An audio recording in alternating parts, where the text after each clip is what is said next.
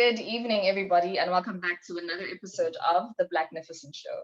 My name is Keamogetse, Monama, a Black child on the rise, and I will be your host tonight. So I use this show as a tool to educate myself, and I think as people, we're on a constant journey of self-discovery, and so I appreciate, using this show as a tool to tackle conversations of interest to me. But one of the topics that I hadn't had the luck of speaking on yet is that of belief and faith systems. But that's going to change today. We're going to speak about that a little bit today. There are many intricate elements to this topic, so I've chosen more of an African perspective.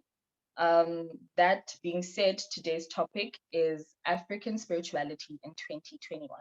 And I have the honor of having Mr. Katleho Mogase as a guest to help me tackle this conversation today. Dumela with you, okay? Shapurang. Thank you so much for having me. Thank you for being here. So I do not want to make the mistake of misrepresenting you. So please do introduce yourself. No, so I, as it were, carry the title of prophet. I think I suppose one has been that for a very long time. But I fully embraced that office and the title that it comes with perhaps around 2018, 2019. In my professional space, I am a public affairs manager at a bank and also communications consultant, as it were. And yeah, I suppose a soon-to-be husband and father, as it were, of a 9-year-old champ. So yeah, quite interesting times.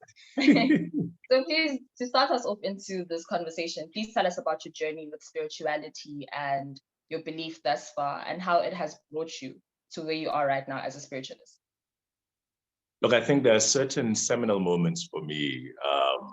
If you will, on the one hand, I think people started calling me Muruti from around the age of 7 or 8. And I remember there was a contest, actually. It was my first and last, no, actually my first stint.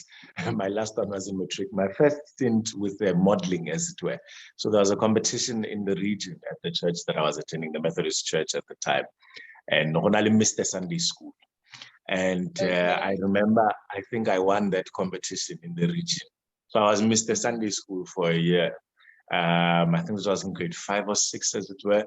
And I got 2-piece corduroy brown, and it was a winter competition. So it had this like woolen thing or whatever. So I've always really been in church. There are people who say they were born in church, as it were. So I think I was one of them. The church sort of raised me. Very much come from a spiritual family. And at around 13 or so, then started having these dreams that spoke about a calling to being Aga. As it were, my grandmother had at the time gone and become initiated. And then she left a couple of years after that. But these dreams, would come in ever so often. And then I think that fast forward, during my divorce, I really tapped into this prophetic call and what it means for me. Prior to that, with, as it were, my erstwhile wife, I attended a church called Cities of Refuge, and that was really affirming. So that church is an Afrocentric church, or rather was an Afrocentric church that really just preached the gospel, but centered the African in it. So that was incredibly affirming, and it was incredibly great. And then, went to that church, and then it sort of changed names to New Destiny Christian Center. And then I was ordained as Muruti in about 2018 to 2019, thereabout. So that's been my journey externally, I think, in terms of spirituality. Yeah. I hear you. In an interview that you did recently that I listened in on, you quickly mentioned, Uguti, you didn't want to accept your gift initially. Why was that? Yeah, look, like I mentioned, my grandmother at the time, when they said Atwasita, this is my maternal grandmother. And I was of the view that it was a little bit too hectic. It was a little bit too messy. It was a little too bloody. It was a little too out there for me. It was very weird at the time. And I still maintain the view, though, from that time, that I think that my body ought to be inhabited by the Holy Spirit. and not any other spirit. All these other spirits can come and communicate what they need to communicate, and they can vacate, but they're not here to inhabit my body. And I feel like, you see, the human body is able to accommodate a lot of stuff. It's able to, take on a lot in terms of the spiritual, if you will, capacity of a person. I mean, the Bible speaks about a story where one man had so many demons that, when Jesus cast them out, they called themselves a legion, and they went into pigs, and they were thrown off the cliff and drowned. And you can imagine hundreds of pigs just jumping off of a cliff, because that's just the capacity of the human being. But I didn't like it. I didn't like it at the time. I thought it was quite, what's the word, if you will, shrouded in mystery and secrecy, and the kind of mystery and secrecy that lent itself to suspicion, in my view. So I wasn't quite fair with that. I wasn't okay with that. I thought that things needed to be in the light. I thought that things needed to be very clear. Who are we speaking to? Why are we speaking to them? Why are we doing it? So that for me was problematic. And I thought to myself, this is not for me. And the dreams persisted. And I mean, at a stage, I think I was speaking to my great-great-grandfather maternally.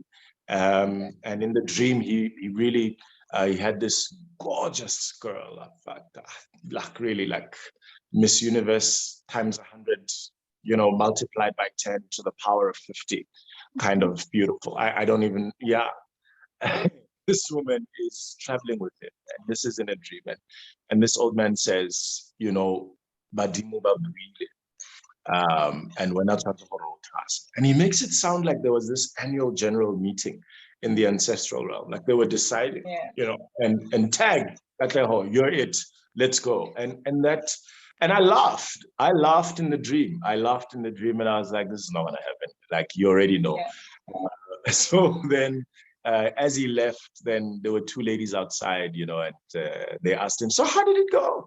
And he said, as expected. So I've really been a rebellious, as it were, person, but with reason, I think, this entire time. I've toned down. I'm better. We'll see, whatever. But excuse my ignorance. When a lot of people think of African spirituality, I think the cliche imagery of sangomas trancing, is what comes to mind. So without boxing you into that, what is it that or what type of spirituality is it that you practice? And by definition, what is it that you believe in? So I think for me, and my challenge also is just being a consumer of various media.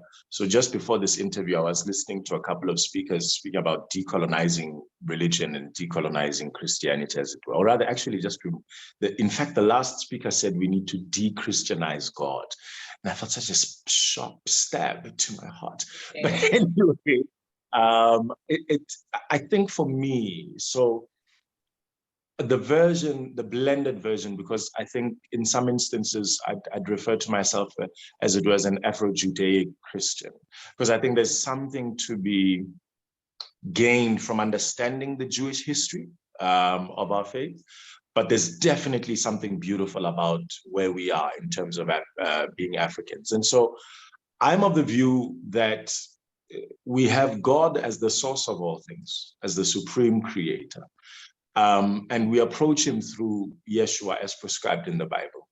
But we have these people who've passed on, right, that are now witnesses. So Paul calls them witnesses. And they're witnesses in Hebrews 12:1, seeing therefore we are surrounded by such a great cloud of witnesses. They witness to the familial covenant that exists between us as families and God. But also they are there by reference of their lives and their experiences to also allow for us to get to the place where we understand that we're not just coming from a place of just badness or demonic nonsense. Like, Black is not just bad. Like, being African is not just whack. Like, we're not the first people in our families to know God. And because we're not, we can rely on that knowledge system. So coursing through our veins, as it were, is the blood of our ancestors who knew of this God, who have testimonies of this God. And so I'm of the view that those testimonies can be resuscitated. They can be brought to the fore. I'm of the view that what we call African spirituality is not African spirituality. It's just family dynamics. And in being family dynamics, it's important for us to understand the role of different members of the family.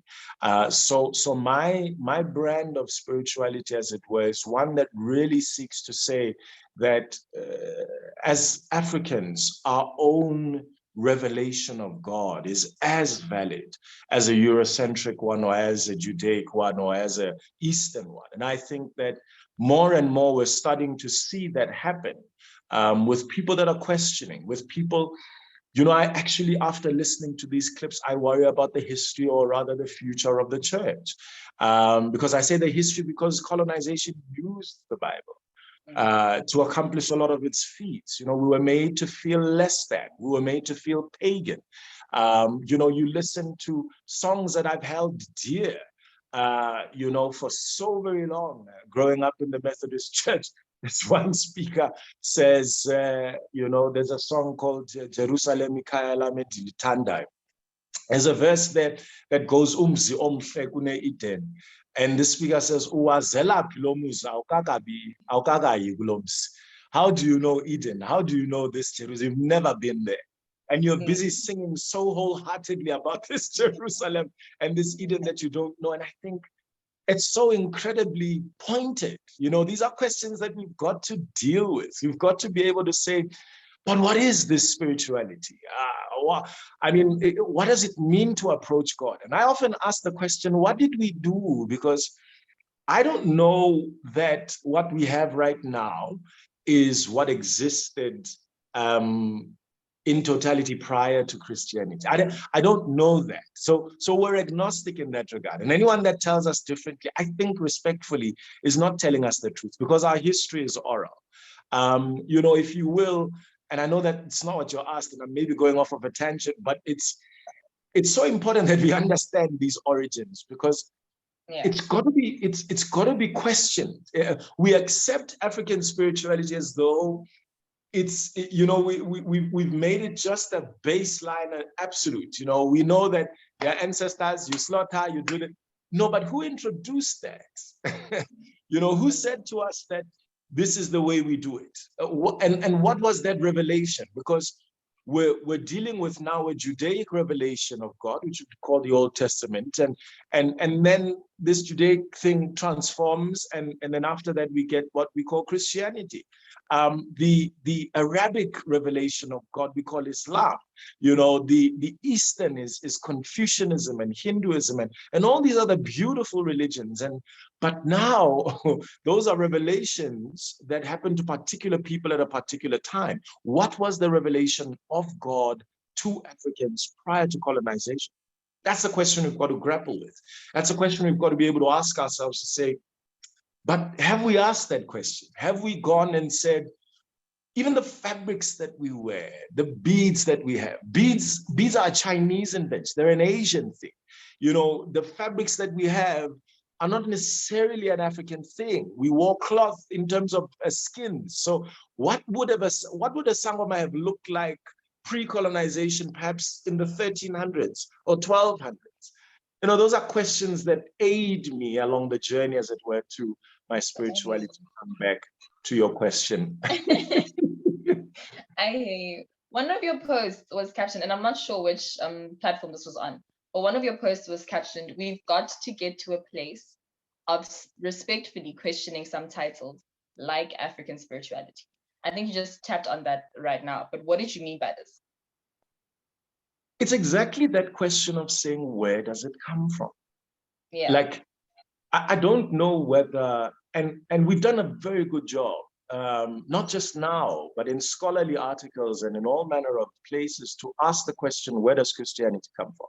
Where does Judaism come from? Where do all these other religions come from? But when we're speaking about, what we call African religion, we never bother to ask the question, but where does this come from? Like, where did it start?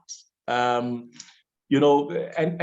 people are very quick, yes, to say, let's not give these things labels of animism and paganism, and that's fine.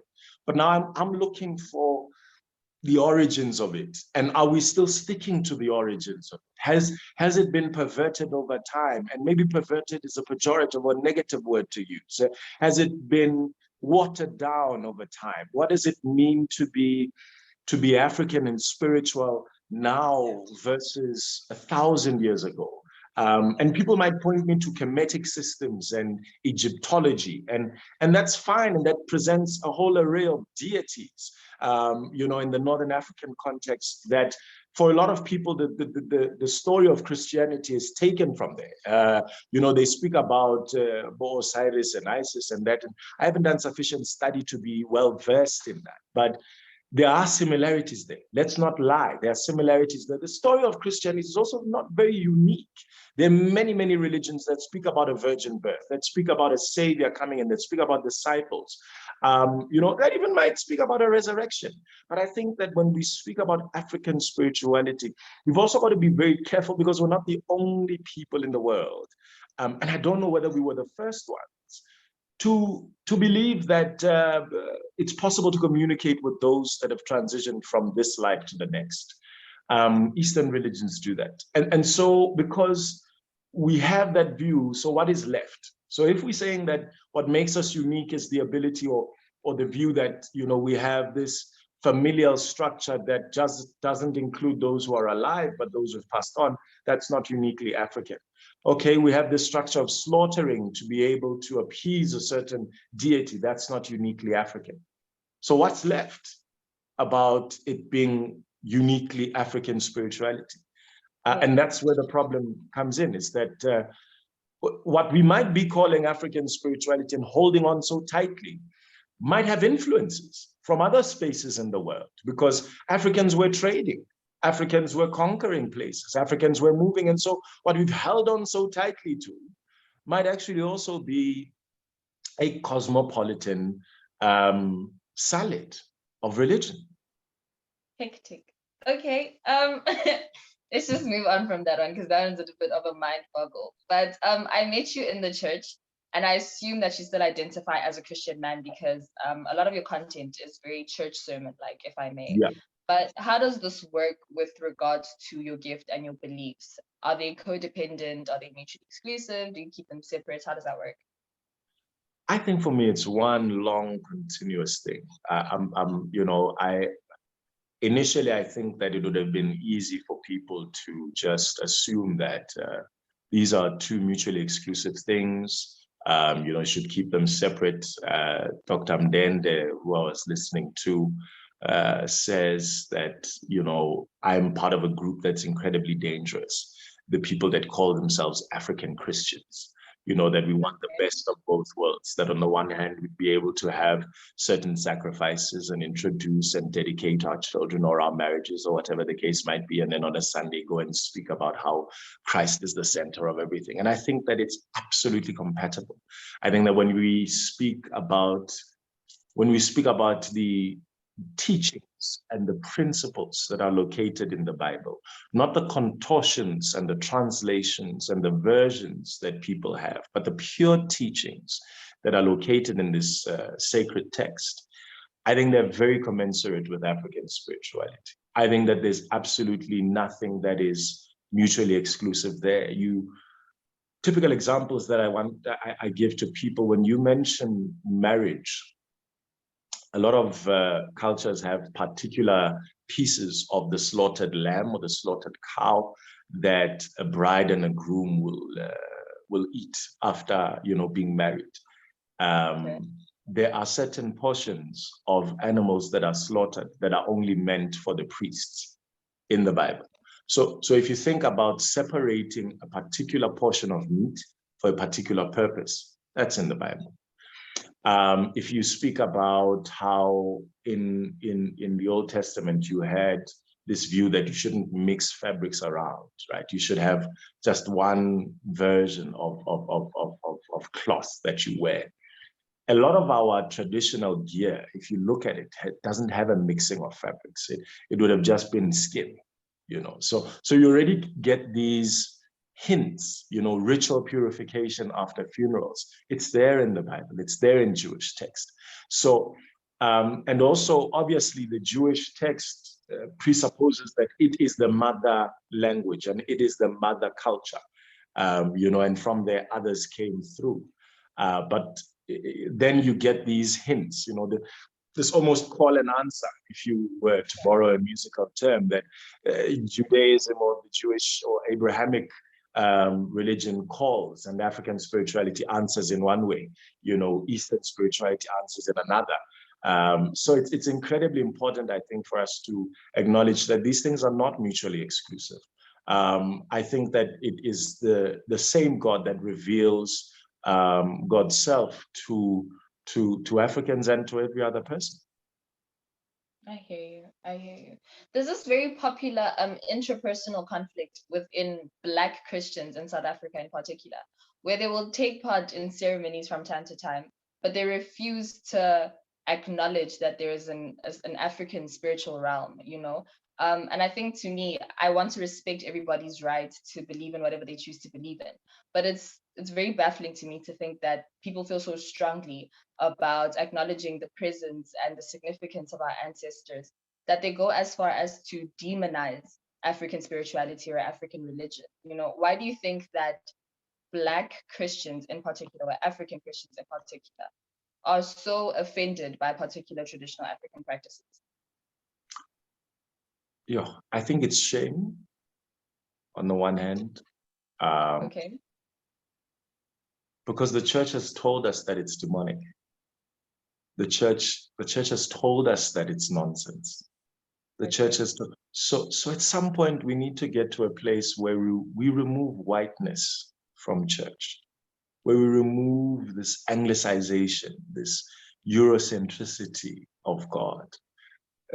And not to say that we must now, go completely in the opposite extreme direction where God is just for Black people. But we should get to the place where we take Westernization out of Christianity. And maybe I'll restrict myself to Christianity. And once that's happened, then people will be able to see what's left, firstly, which would be those principles that I was referring to earlier, but also would then be able to have an African who's adopted Christianity or come into Christianity, but one that doesn't look down on themselves, one that doesn't think that wearing a three-piece suit is more holy than wearing a sianamarena sasasot, one that doesn't think that umemulo is a lesser thing than a bat mitzvah that's practiced by the Jews, one that doesn't think that their surname means nothing, but the pastor's endorsement means everything. One that doesn't think that speaking in English to God is far closer to God than speaking in our own indigenous languages. You have very weird things. And I mean, I was there, man. We were those people who wore suits to church the whole time, and we prided ourselves in those things. But I think as you grow, you go to understand that, but what is this thing without the suit? What is this thing without the language? Having grown up in the Methodist Church for such a long time, and I left the church for various doctrinal reasons. But even in coming into, what I'd call charismania or Pentecostal churches, and you'll pardon that term, it's a bit of a negative one that I'm using, charismania. Let's just call them charismatic churches. But I said it, it's not your platform, so it's okay. But what I mean by that is this constant fireworky display of Westernization, frankly. It's the view that I've got to wear a suit, I've got to speak in English, I've got to say yes and amen.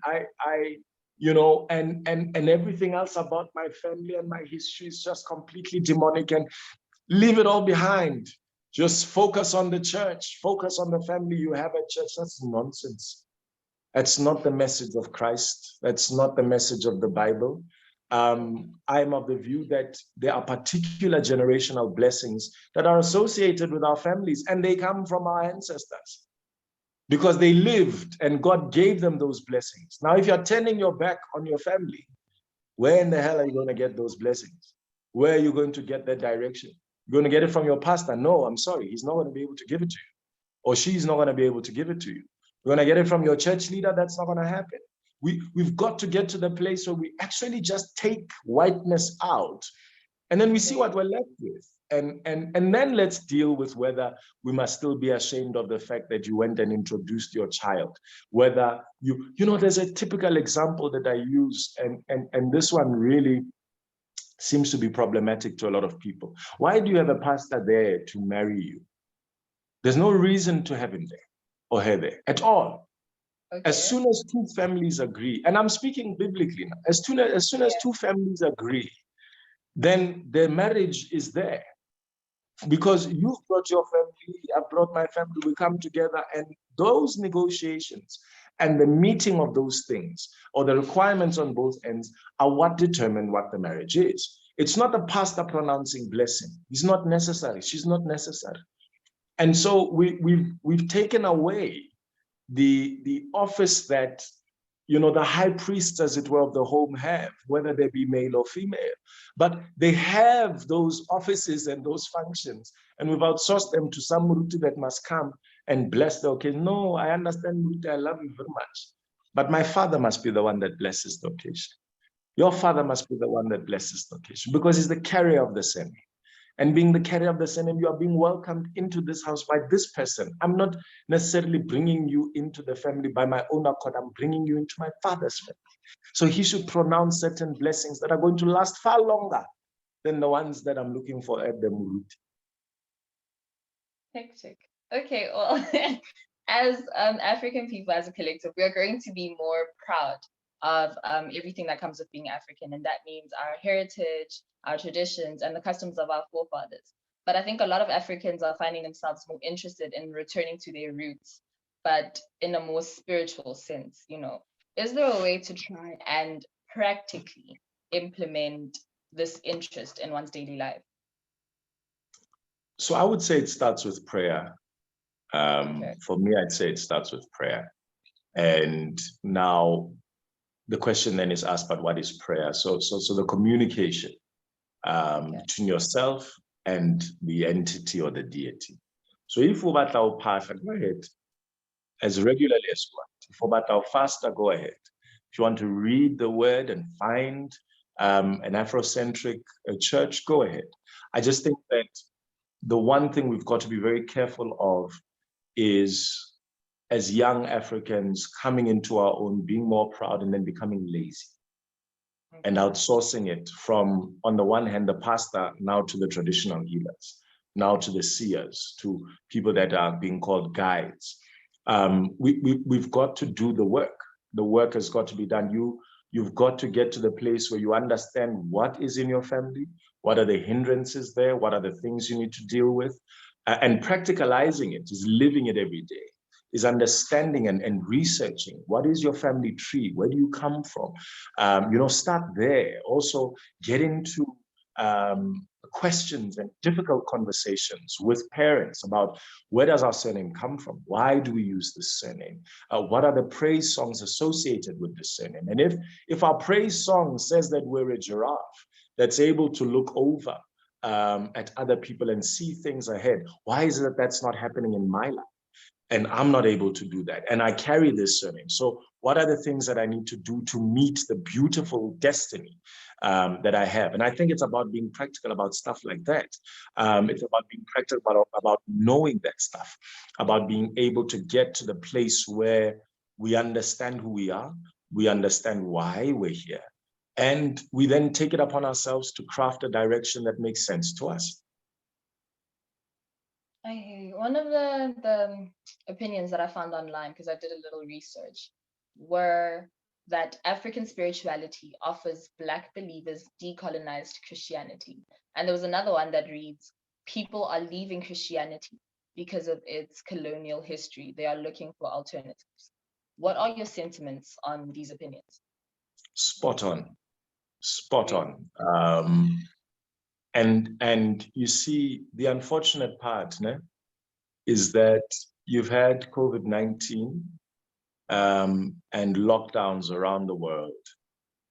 So you can imagine being at home, and now you have access to all these videos by all these dingaka and so forth.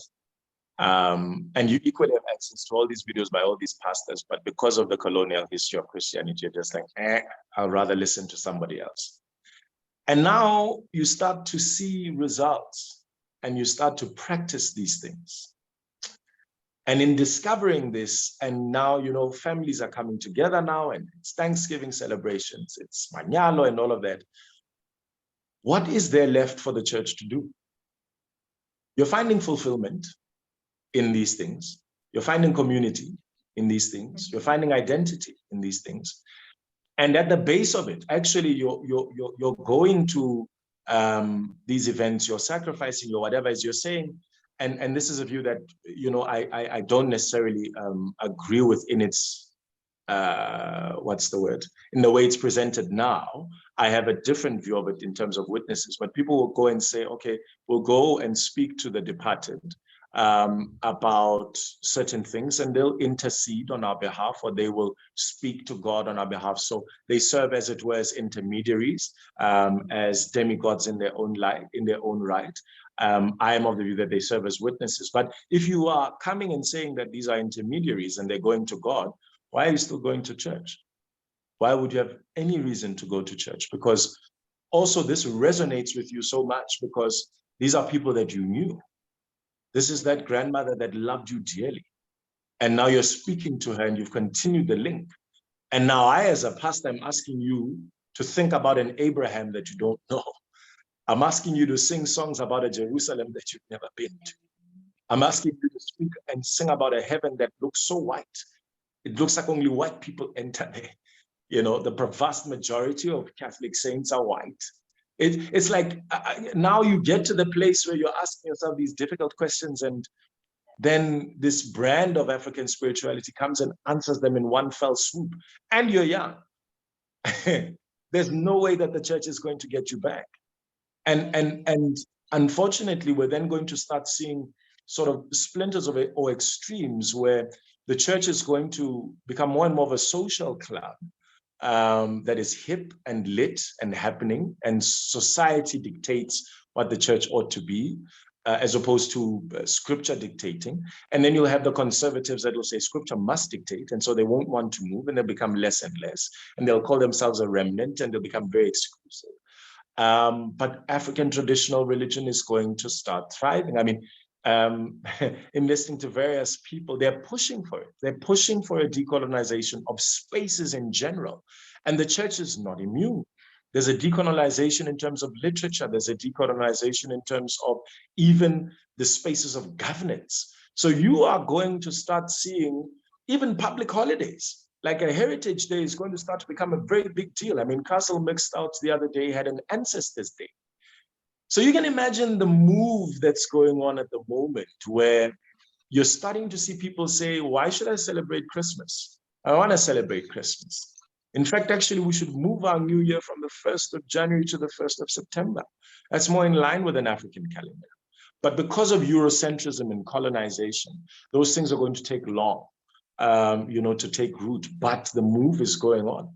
People are starting to consult with practitioners of traditional healing and all of that far more proudly than our parents or our grandparents ever did. There are more traditional healers that are coming out into the world and saying that this is who I am, even as professionals. You start to see people dress in their traditional garb at work. So we're seeing a move that I don't think the church will keep up with. And the church is going to hide and say, no, but we're not of the world. We're not meant to be in the world. So it's fine. The world can continue. And it won't be able to see the log in its own eye that says you've alienated Africans for so long that they're trying to reclaim themselves. And instead of helping, you're othering them.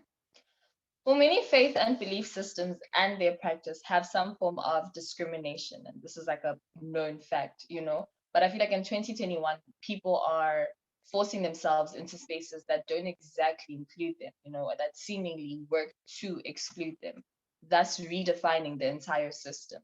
Is this a fair practice? I think maybe in restricting it to African religion. I know it sounded like I was short-circuiting there. I had to think a bit. But if you're coming into a system that is well established and it says to you what you're doing is incorrect, I would advocate for highlighting why what you think is correct. And if that doesn't work, to create different systems that will affirm what you think. Because the unfortunate part about it is that I don't think we should be in the business of trying to convince the world or any system about how right we are in who we are, right? And also who we are is subjective and it evolves. So you could hold a view or a perspective on yourself today, and in 10 years' time, you could hold a completely different view. And you're allowed to do that as a human being. But what religion does is that you must hold the same view the entire time. Don't change it, don't move from it. And while broadly there is space for that, because there are views that are not going to change. You're not going to, unless perhaps you have a dissociative disorder or you decide to be otherwise, you're not going to wake up tomorrow and say you're white. That's not a view that you're going to hold, unless, you just decide that, this is what you're going to do and you're going to be white and that's that. But those are things that we've got to get into to say, okay, I want to slaughter, I want to thank God, I want to, recognize the ancestry I come from. And if the church says no, then go to and find a space that will affirm that. And there may be other things that the church says yes to that resonate with you, and you can keep them. It's not to say that if you leave a particular body, you've got to let go of everything that's there. No, take it along. I hear you. As far as Christianity and African customs coexisting goes, I think people may worry that just like other cultures and other religions, they are being watered down and they will eventually be lost fully.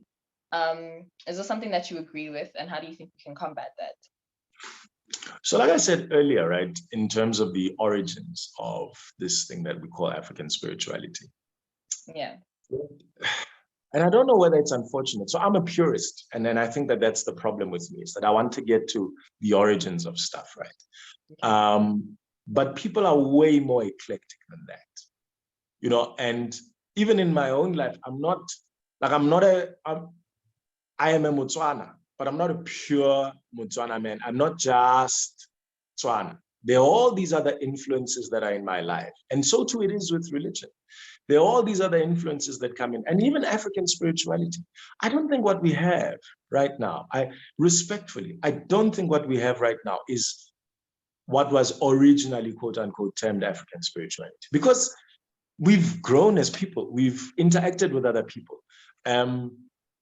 Perhaps at a time we thought animals were sacred and they were not meant to be touched, nor even eaten. And we just ate vegetation. And we interacted with tribes that were like, yo, you are missing out. And then we incorporated it. And 150 years later, someone said, no, but we can actually do this in a religious sense. So in terms of religion, I think we've got to remain agnostic on the origins, right, of stuff, to say we don't actually know. We don't actually know where it came from. And so what we have right now is watered down. But maybe the term watered down is bad, is an eclectic mix that works. How would we define if it doesn't work? Maybe that's the question, to say, what do we actually, as an imperative, say we must keep? This we must never let go of. I often ask myself the question whether there was somebody hundreds of thousands of years ago that sat and said, I'm going to die, and I want my children to remember me. So I'm going to tell my children that every time that they dream of me, whatever instruction that I give, they need to do. Okay. And so as families grow, then it becomes a thing, right? Because we didn't know what happens when you die. You were here, then you are gone. Like, where does the sun come from? What happens? And all of these are termed primitive belief systems. But I'm of the view that they're so much closer to God than what we call, quote unquote, civilized belief systems. So, in trying to navigate our world, and you must remember, religion is a man-made thing, right? We're trying to make sense of what doesn't make sense. That we would meet and have a connection and then say that the ancestors brought us together. We're trying to make sense of the fact that we connect so much, or we're trying to make sense of where do these children come from? We had intercourse, and then 9 months later, here's a child, and this is a new somebody that was not there before. What do we do with this new somebody? Where did they come from, and where do they go? It's like they're going somewhere. Why am I dreaming about? So we have this eclectic mix. I don't know whether I would agree necessarily with the term watered down, maybe cosmopolitan, maybe mixed, maybe influenced by others. Yeah. On one of your other posts, because you post a lot, on one of your other posts, you spoke on candles and impepo carrying significance in a traditional African practice, but also having some type of relevance and importance in Christianity. Please shed some light on this.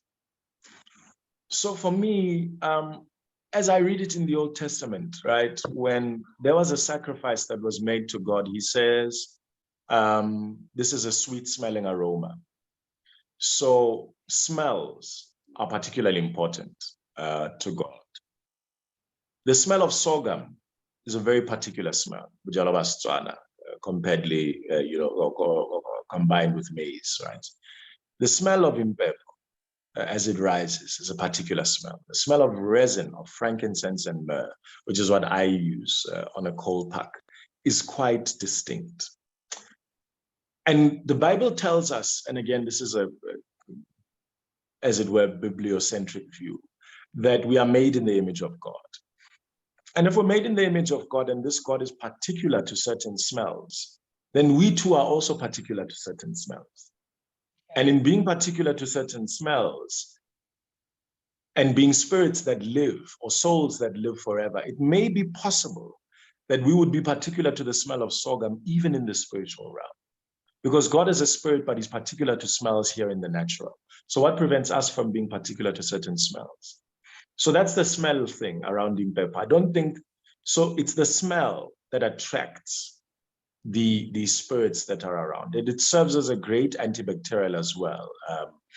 It's the licorice plant, actually, I think it's called in English, the black licorice plant. It's not sage. Sage and the licorice plant are two totally different things. Even their leaves look different. I just wanted to put that in there because people think that impepo is sage, and it's not. It really isn't. But on candles, and let me extend it even more, on fabrics, on beads, these things in and of themselves have absolutely no significance. The cross in and of itself is a torture instrument. It has no significance. But when Christ dies on the cross, meaning is then given to that cross. When particular spiritual significance is given to the beads, to the fabrics, to the candles, then they have a particular thing. But the red candle, the white candle, the blue candle, man, they're just candles, right? But when used in conjunction with a particular spiritual understanding, and this is the thing that we actually don't realize just how powerful spiritually man is, that they would ascribe a certain meaning to a particular color of candle and be so invested in faith in that the meaning they've ascribed to a dye on a wax object achieves the particular said purpose. That's power. That's a lot of power that is lying dormant that we don't use. That you would say that a particular dye on a wax object would mean a particular thing. Wow. In your opinion, is African spirituality serving the purpose or serving its purpose in our contemporary world? I want to borrow from biblical text. Okay. I think it's Jeremiah. in Ecclesiastes. It says there's nothing new under the sun. Okay. And what I mean by that is we are so fixated with the now and what's happening now and thinking that what's happening now is so new. But God has been here throughout the ages. And so the question perhaps says, is African spirituality serving its purpose? Are human beings accomplishing their purpose through African spirituality? Okay. And I'd flip that question around because the purpose of spirituality, the purpose of religion is proximity to God. Okay. Religion doesn't have a purpose in and of itself. It's not an end, it's a means.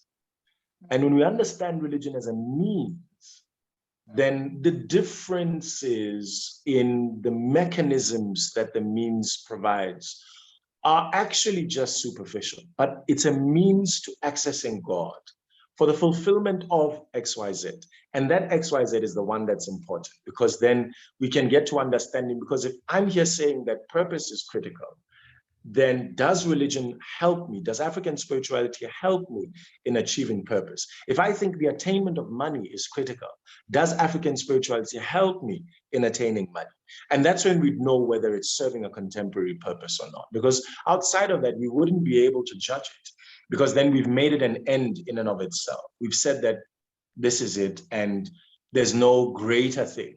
You know, and to put it more bluntly, salvation is not the end of Christianity. It's the beginning.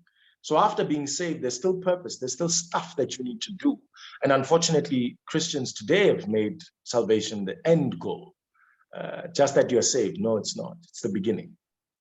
I hear you. I hear you. I think that brings us to the end of our show.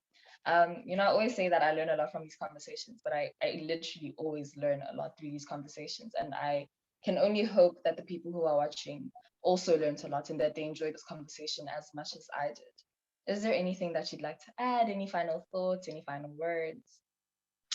Look, man, firstly, to really wish Arise Black Child the best in the future. The work that you guys are doing is incredibly important. And I really think and pray that the God of our ancestors and the God of your forefathers and my forefathers would come to meet you in dreams and come to meet you in visions and show you how to capture even more of his people, that we as people who have been gifted with melanin would be able to understand just how loved we are by a God that created us thus. But also to really say that I think the path to us understanding who we are will be riddled with ridicule, with self-reflection, with dissonance, with rejection, and then I think finally with acceptance and thriving. And I think that as Black people, we shouldn't be too hard on ourselves around the concept of saying we want to have it correct all in one time. I think it's a process. I think it's a process to decolonize our minds, to free ourselves from these mental shackles. And it's okay for us to sometimes slip up. It's okay for us to sometimes have a colonizer's view on things because we've been so deeply indoctrinated, but that we would appeal to the same God that allowed for empires here on the continent to thrive, to still be the same God that would allow us to be decolonized and empire builders, even in our own right. Wow, thank you so much for making the time to speak with me today. And thank you for having this conversation with me. Thank you to everybody watching, and please do tune in again next week for another episode. Enjoy the rest of your evening and good night. Sure.